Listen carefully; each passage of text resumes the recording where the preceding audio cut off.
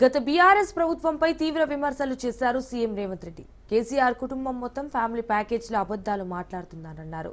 అబద్దాల ప్రాతిపదికన తాను రాష్ట్రాన్ని నడపనున్నారని, వాస్తవాలు పంచుకుని రాష్ట్ర అభివృద్ధికి కృషి చేస్తానన్నారు. అయితే తెలంగాణలో భావితరాల భవిష్యత్ నిర్మాణానికి మీ సహకారం అవసరమన్న సీఎం, ఎంతసేపు సీఎం కుర్చీని లాక్కుంటామంటే ఎలా, తనను పనిచేయనివ్వాలని కదా అంటూ మండిపడ్డారు.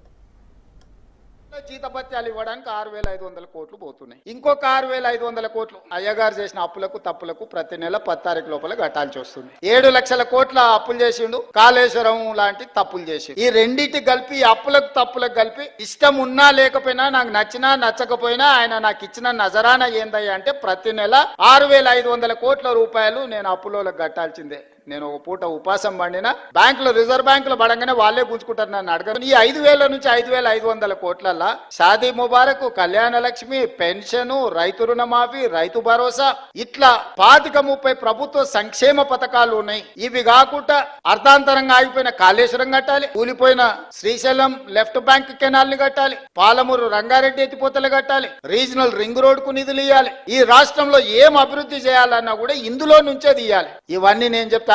రాష్ట్రం దివాలా తీసిందని బయటికి చెప్తావా నువ్వు అంటాడు. ఉప్పర్ శర్వాని అందరు పరిశాని. ఎన్ని రోజులు కప్పిపుచ్చుకోవాలి? క్యాన్సర్ ముదిరిపోతుంటే నేను బాగున్నా, కండలు తిరిగినాయి, నాకు 6 ప్యాక్ ఉందని ఎన్ని రోజులు అబద్ధం చెప్పాలి నేను? మీరు చెప్పండి. ఈ రాష్ట్రానికి ఆర్థికంగా ఆయన గారు క్యాన్సర్ ఇచ్చిపోయిండు. ఆ క్యాన్సర్ నుంచి నేను కోలుకొని దాన్ని ఏదో రకంగా ఆరోగ్యం సాధించి దీన్ని ముందుకు తీసుకెళ్లాలనే ప్రయత్నం చేస్తుంటే నువ్వేం చేయలేదు, నువ్వు దిగిపో అంటాడు. మీరు అందరు 5 ఏళ్ల కోసం కదా ఎక్కించింది, నా పేరు మీదనే మీ దగ్గరకు వచ్చి దండం పెడితే. రాహుల్ గాంధీ గారు అరే గీననే మా ఓడి నన్ను చూసి ఓటేరి, నన్ను కూడా చూసి ఓటేరి అని 10 నెలలకే దిగిపో అంటాడేంది? 10 ఏళ్ళు కుర్చీలో కూర్చున్నాయన అంటే వాళ్ళ బాధ ఏంది, వాళ్ళ దుఃఖం ఏంది? ఎప్పుడైనా చూసిర్రా వాళ్ళ అసహనం, వాళ్ళ కోపం? ఏం గుంజుకున్నా వాళ్ళది? నేను ఏం ఫామ్ హౌస్ గుంజుకున్నానా? ఈ కుర్చీ కూడా మీరు గుంజుకొని నాకు ఇచ్చారు, నేనేం గుంజుకోలేదే. మీరు అందరు కలిసి ఇక లాభం లేదా, నువ్వు దిగు, ఇక నువ్వు ఉన్నా ఒకటే లేకున్నా ఒకటే, పోతేంత ఉంతేంత అని చెప్పి దించి మీరు అప్పచెప్తారు.